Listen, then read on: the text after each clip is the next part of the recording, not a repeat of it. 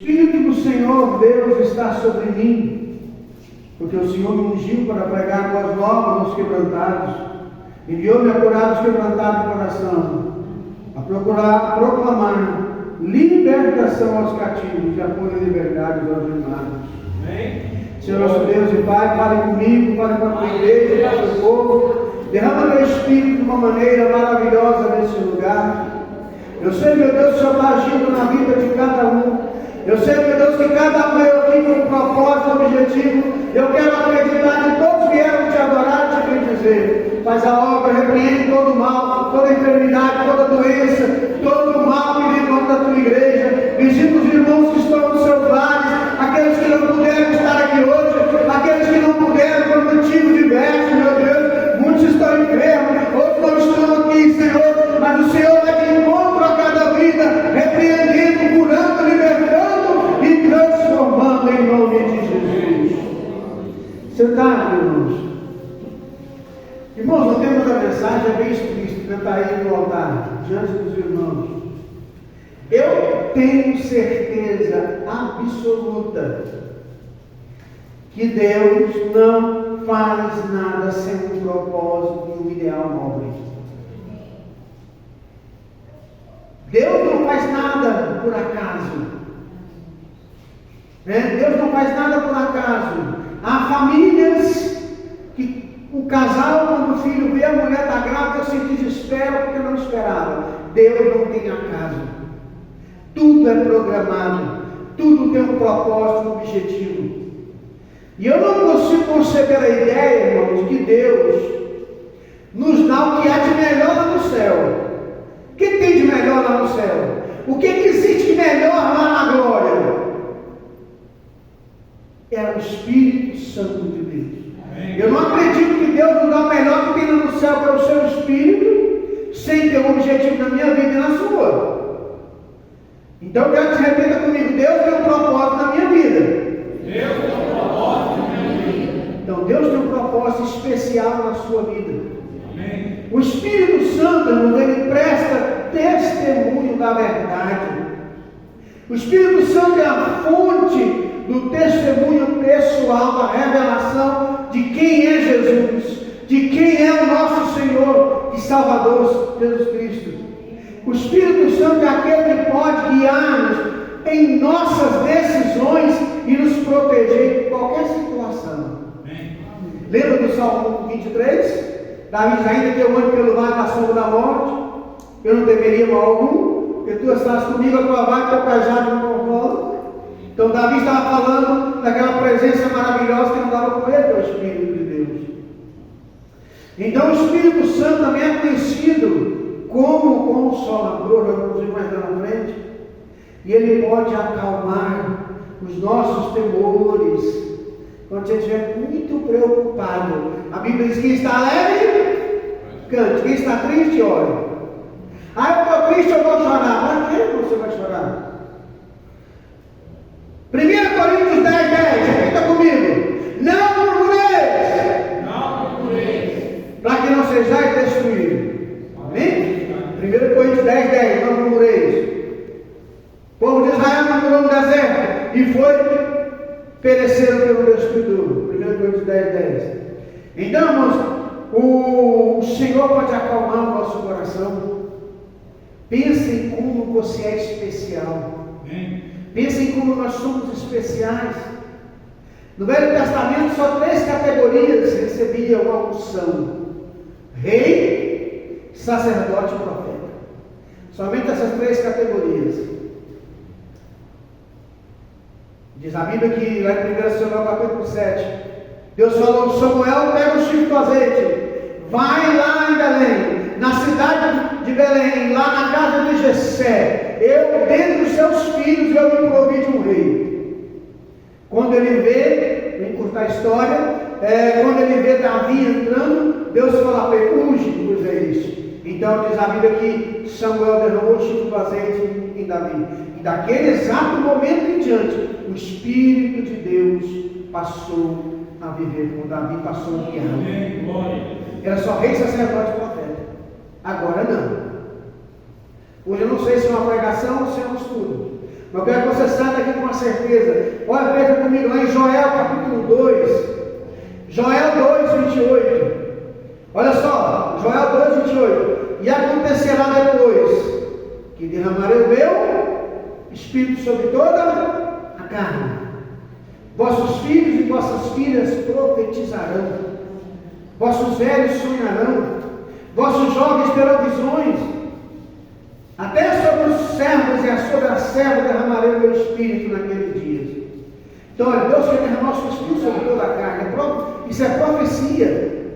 Quando diz verso 29, servos e servas, não é aquele servo que você contrata para trabalhar para você. Quando você contrata alguém, pagando o salário, aquele que é seu servo. A gente fala empregado, mas na verdade ele está te servindo por o trabalho dele está te servindo, tá? Então ele é seu servo. Não é esse tipo de servo. Está falando até sobre os escravos e as escravas, eu vou derramar o meu Espírito. Naquela época que Joel escreveu esse livro, tinha escravo. Então, até sobre os escravos que tinham dono e propriedade, Deus está falando, eu vou derramar meu Espírito até para quem é escravo. Ele pode até ter um dono no seu corpo, mas ele vai ser livre no Espírito. Você pode ser livre no seu Espírito, não importa o que você faz ou aquilo que você está fazendo, Deus quer te libertar, irmão. O ser humano está sendo aprisionado na sua mente. É na sua mente que você está sendo aprisionado. Lembra lá do desenho da fuga das galinhas? A senhora Twid era muito brava e o seu marido era meio tamanho, não percebia as coisas. E ela falava para ele que não estava brava, só na sua cabeça. Só na sua cabeça. Ele repetia, só na minha cabeça, só na minha cabeça. Tem gente que está dessa forma, é só na cabeça dele que ele tem problema. É só na cabeça dele que as pessoas já não gostam dele. É só na mente dele que tudo é errado. Mas começa na sua mente mesmo. Provérbios 3:7. O que o homem pensar em sua alma, assim ele é. Você se enxerga derrotado, você vai ser um derrotado. É questão do tempo. Você se vê um vencedor, é questão do tempo. A vitória vai chegar. Amém. Pastor, isso é pensamento positivo, não é não. É quando você se enxerga vitorioso, você ora, você busca, você dá um duro tremendo até você chegar lá. Você vai dar um duro tremendo até você chegar. Você tem um objetivo. Ayrton Senna, quando ele estava numa das suas corridas, no começo da carreira, se não me engano, na Lopes Preta, ele estava quase ganhando a corrida e o combustível acabou. Ele desceu, tentou empurrar de todo jeito, naquele dia ele perdeu. Mas depois ele se tornou 3 vezes campeão mundial. Você tem um objetivo, você não pode desistir do seu objetivo. Não desista do seu objetivo. Mas primeiro você vai colocar ele diante do altar, diante do Senhor. Diante do Senhor. Seja um vitorioso. Tenha vitória, mas que vem do Senhor. Sabe por quê, irmão? Deus quer derramar o seu Espírito, porque Ele quer te capacitar a ser uma pessoa melhor. Deus quer que você seja uma pessoa muito melhor do que você é hoje. Deus quer que você possa ser um cristão verdadeiro. Pastor, quer dizer que quem não tem o Espírito Santo não é um cristão verdadeiro? Claro que não. Mas o que é ter o Espírito Santo? É os frutos do Espírito que está agindo em você. Tem nada a ver com falar em línguas. Tem nada a ver, é você achar os frutos do Espírito gerar em você. Então, qual o propósito do Espírito Santo na minha vida? Primeira coisa, Evangelho de João, 16, verso 13. Quando vier, porém, o Espírito da verdade, Ele vos guiará em toda a verdade. Porque não falará de si mesmo, mas dirá tudo que tiver ouvido e vos anunciará todas as coisas. É por isso que nem todos aceitam os mistérios de Cristo. Nem todo mundo que entra na igreja, nem todo mundo que lê a Bíblia entende, porque não tem o Espírito Santo na sua vida. Sabe o que diz em Romanos 8,14? Todos os que são guiados pelo Espírito de Deus são filhos de Deus. Quem é filho de Deus? Quem anda guiado pelo Espírito de Deus? Romanos 8,14. E o que é ser filho de Deus? Quem é ser guiado pelo Espírito Santo? é você viver uma vida baseada nos ensinamentos cristãos. É você o que é a verdade. Pega em João 18:38. Lá tem uma pergunta que Pilatos faz para Jesus. E eu gosto desse texto quando ele diz: perguntou-lhes Pilatos, quem é a verdade? E deu as costas para falar com os judeus.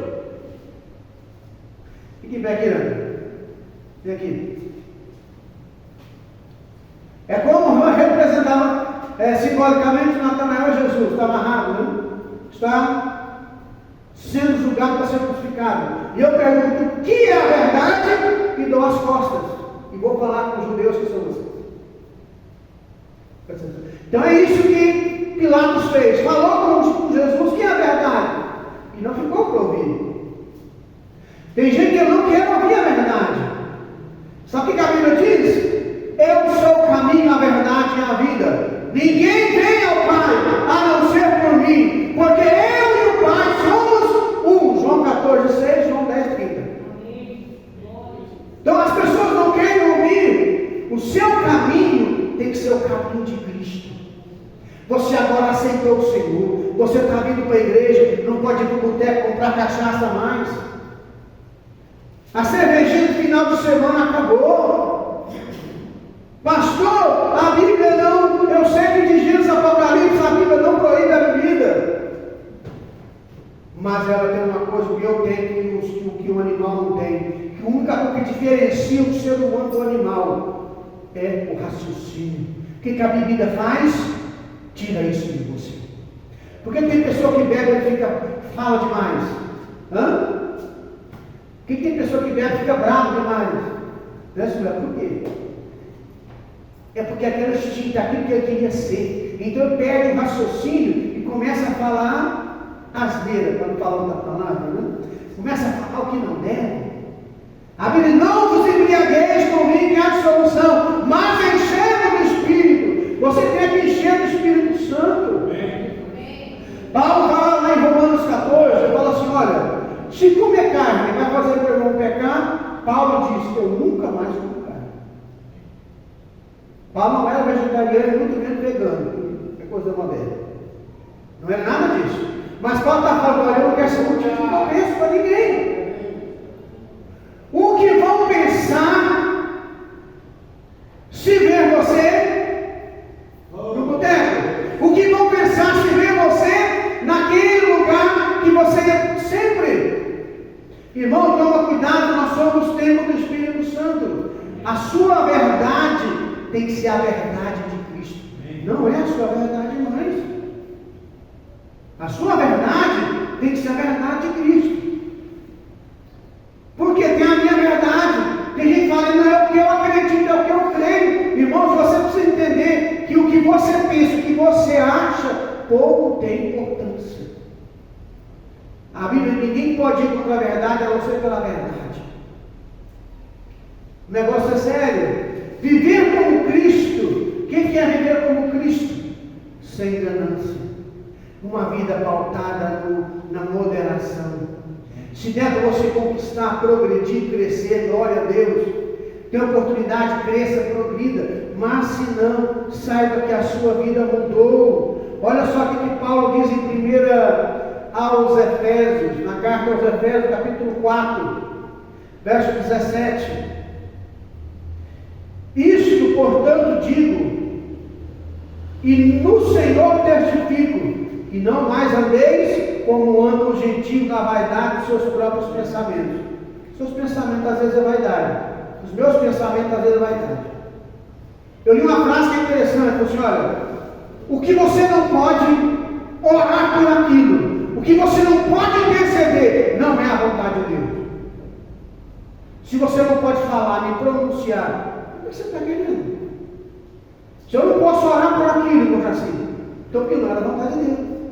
Né? Simples assim. Verso 18 de Efésios 4: obscurecidos de entendimento, alheios à vida de Deus, por causa da ignorância em que vivem pela dureza do coração. Tem gente que ele é ignorante porque ele é duro de coração. Ele não quer aceitar que quando você entrega a sua vida para o Senhor, é outro tipo de vida que você vai viver agora. É que nem quando a pessoa se casa, ele não quer entender que agora o negócio dele é dois. E agora você não é dono do seu nariz, nem tanto homem como mulher. Agora você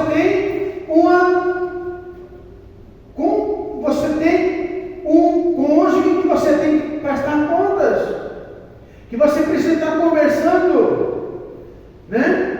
Os quais, tendo se tornado insensíveis, se entregaram à dissolução para com avidez cometerem todo tipo de impureza. Amém? Agora nós somos diferentes, irmãos. Agora eu tenho que agir como Cristo, com integridade. Eu preciso ser sempre grato pelo que Deus me deu. Ser grato por aquilo que eu tenho. A salvação que você ganhou é um presente de Deus. Como eu disse, ser sempre grato é a primeira coisa da ideia. Não murmurar. Não murmure, irmão, não reclame. Ah, por que o fulano de tal tem isso e eu não tenho? É só você olhar a vida dele, o que ele estava fazendo quando tinha 5, 10, 15 anos e ver o que você estava fazendo. Eu contei aqui um testemunho do médico na porta aqui do meu comércio, meu cunhado, meu vizinho brincando com ele, que é mais ou menos da mesma idade, e ele falou assim: sabe quando você estava namorando? Sei, eu estava estudando. Sabe quando você começou a trabalhar, começou a ganhar seu salário? Eu estava estudando. Sabe quando você ia para a festa, para isso, para aquilo? Eu estava estudando também. Agora eu estou desfrutando e você está ralando. Né? A diferença é essa, irmãos. É as escolhas, como eu falei aqui ontem, as nossas escolhas revelam quem que a gente é. 3 João 1,3, servo de Deus tem que andar na verdade, irmãos. O Espírito vem para te guiar na verdade. Fiquei sobremodo alegre. 3 João capítulo 1, verso 3. Pela vinda de irmão e pelo seu testemunho da tua verdade, como tu andas na verdade.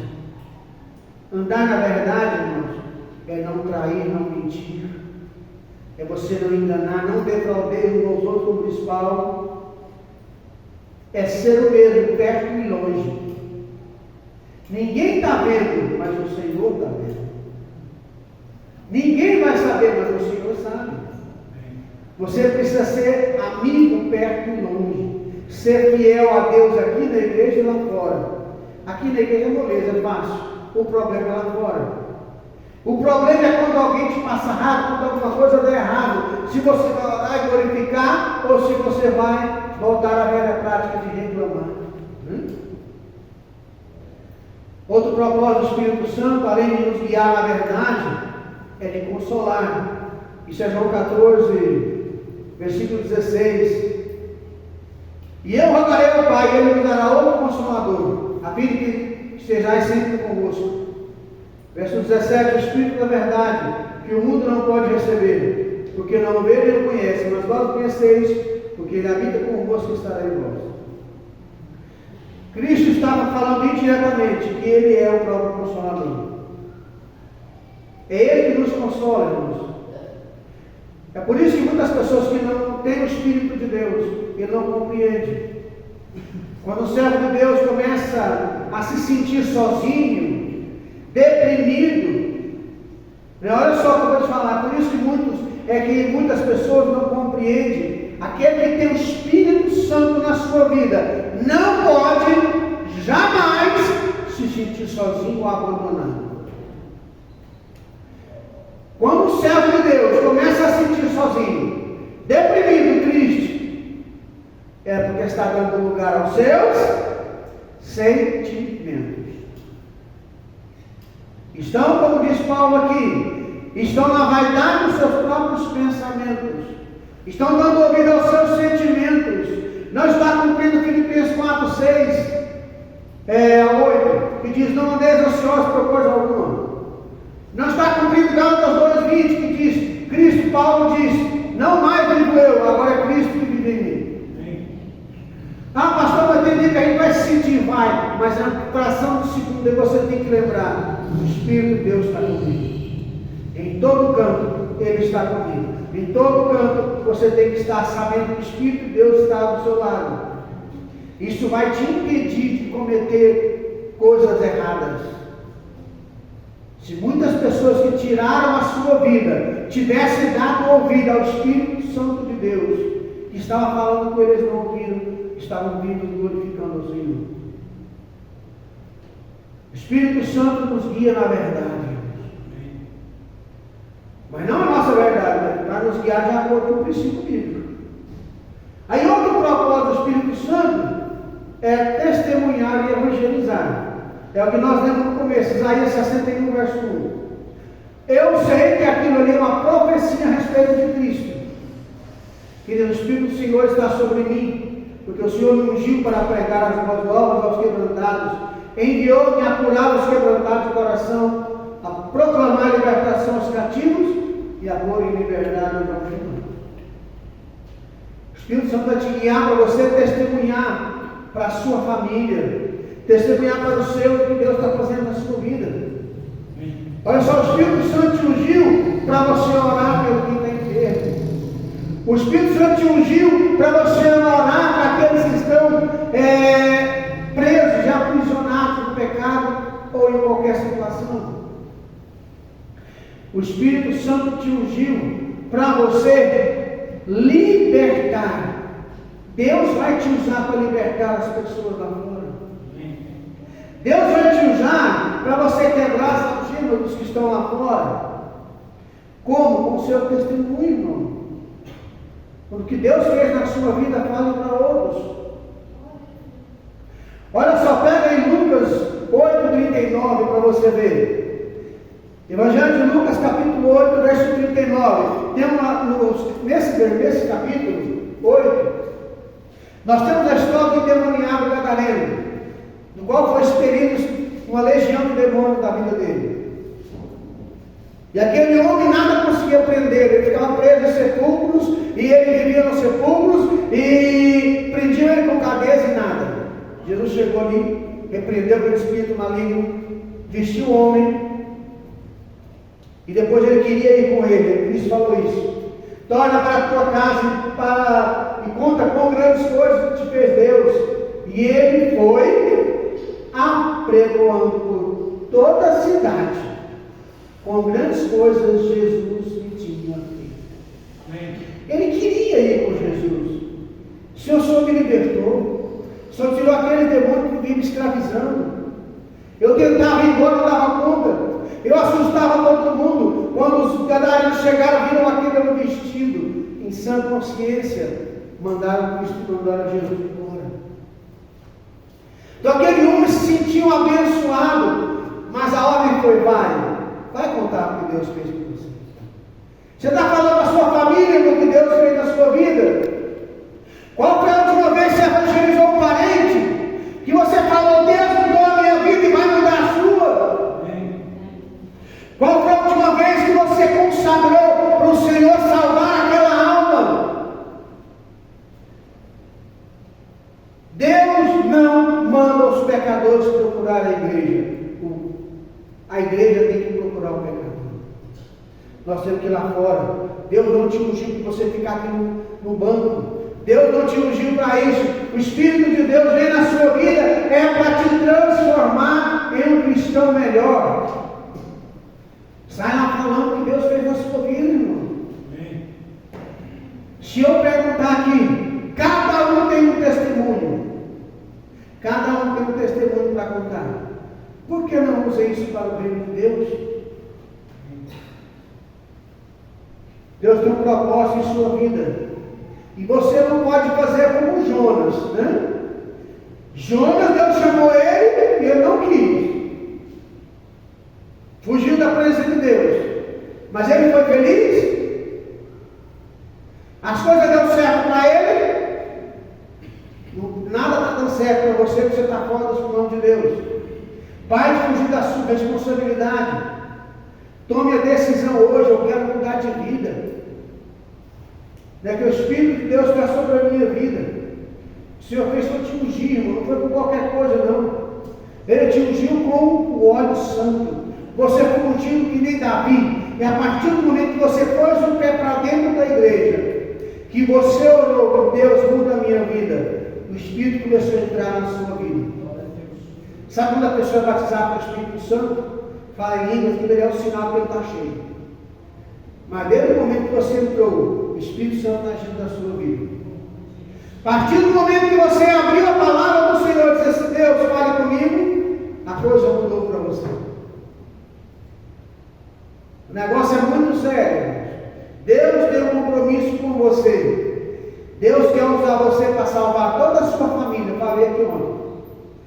Mesmo se você é filho, que sua família não serve ao Senhor, ninguém conhece a Deus. Pode ser espírita, macumbeiro, do jeito que for. Se você aceitar, o Senhor falar: eu e a minha casa vou servir ao Senhor. O Senhor quer ver minha família na igreja. Fica tranquilo que o milagre vai acontecer. Deus faz o milagre na hora certa. Não tenha medo. Vamos ficar em pé. Vamos louvar o Senhor por canto.